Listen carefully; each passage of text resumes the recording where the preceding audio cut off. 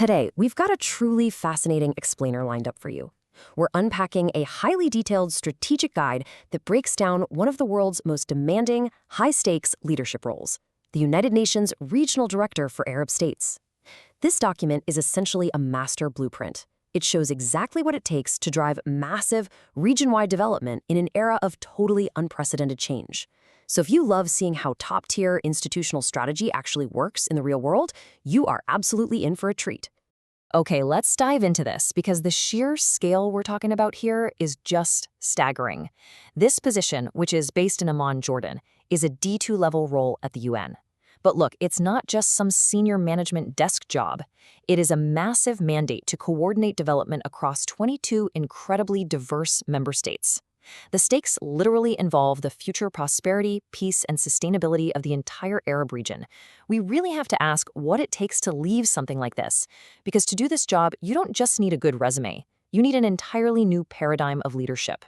The geopolitical complexity this director navigates every single day is wild. On one hand, you have Gulf states driving some of the most ambitious national transformation agendas on the planet, backed by just massive sovereign wealth. We're talking things like Saudi Vision 2030 or the UAE Centennial 2071. But then, literally on the exact same day in the same region, the director is dealing with fragile, conflict-affected states facing severe, acute humanitarian emergencies. Places like Syria, Yemen, Sudan, and Gaza. The role requires this incredible ability to seamlessly pivot between supporting massive economic modernization and managing absolutely devastating crises. To handle all of this, the base of operations is strategically placed in Amman, Jordan. The source document highlights how Amman is a really crucial, geopolitically central hub. It puts the director right next door to some of the most complex development and humanitarian situations in the world. Jordan itself is a massive hub for humanitarian operations. They're dealing with severe fiscal constraints and hosting incredibly high concentrations of refugees. Being based there grounds the director directly in the gritty reality of the region's challenges, while still providing the connectivity they need to reach all regional actors. Section 1. The Leadership Arsenal. 5 Capacities for Impact. The guide outlines what we can call the Rule of 5. 5 capacities that have to be held in constant tension. You need strategic thought leadership to generate evidence-based ideas. You need convening and facilitation to actually bring completely diverse actors to the same table. And institutional leadership just to manage the enormous budget and staff.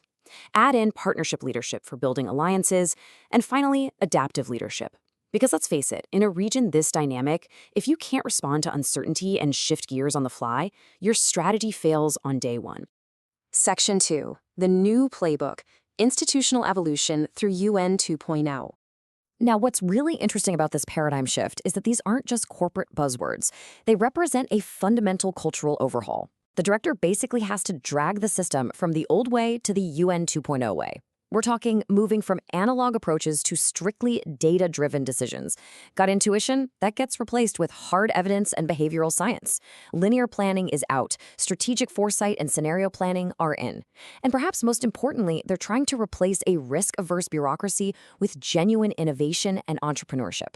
The director doesn't just manage this. They have to actively embody these shifts and coach their teams to use them practically every day. Section 3. The Partnership Architecture. 4 concentric rings. The document defines this whole approach as a concentric partnership architecture. Basically, this means building partnerships from the inside out in very, very structured layers. It's a highly methodical way of organizing exactly who you're talking to, how you leverage their specific expertise, and how you mobilize their financing. It's kind of like a giant puzzle.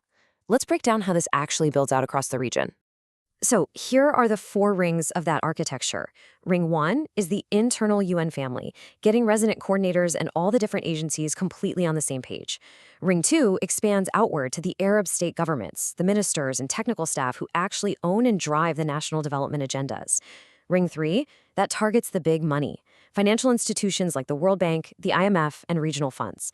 And finally, Ring 4 captures non-state actors, which is everything from the private sector to civil society and tech hubs. Navigating across these rings requires exceptional diplomatic skill and cultural intelligence. The director has to build these massive coalitions without ever compromising the UN's core, principled positions on human rights and inclusion. Section 4. The toughest challenges. Navigating conflict, peace, and the future. The UN has a very specific term for this next part: the Humanitarian Development Peace Nexus.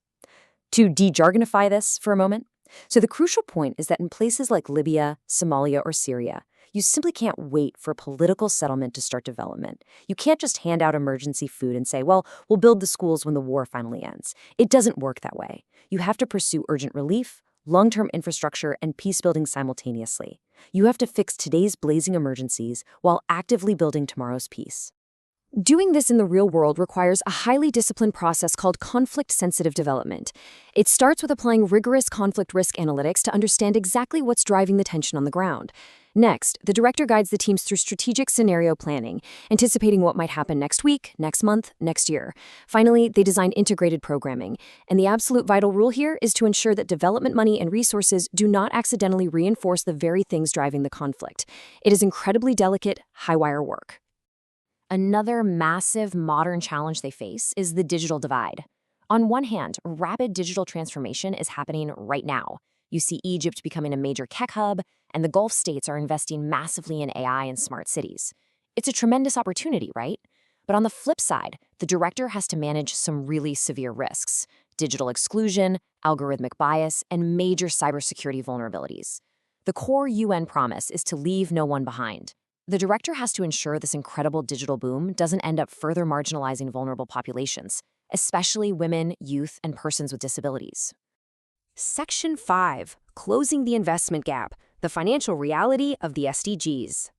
Hundreds of billions of dollars. That is the annual financing gap to achieve the Sustainable Development Goals in the Arab region by 2030. Annually. It is just a staggering number. The source document makes a very blunt, inescapable point. Traditional official development assistance cannot possibly cover this. You could expand traditional donations to their absolute maximum limit, and you literally wouldn't even come close to closing this gap. Because of that reality, the director has to act almost like a high-level investment banker. They have to pivot hard toward innovative financing mechanisms. They need to sit down with finance ministers and figure out how to unlock the massive development potential of regional sovereign wealth funds. They have to design blended finance instruments. That means combining public money with private investment to make these SDG-aligned sectors actually attractive to private equity. And on top of all that, they must advocate for improved domestic resource mobilization, which is a polite way of saying better taxation systems and putting a stop to illicit financial flows. Section 6. The real stakes. Beyond institutional bureaucracy. And this brilliantly illustrates what the true scale of the mandate actually comes down to: 400 million people.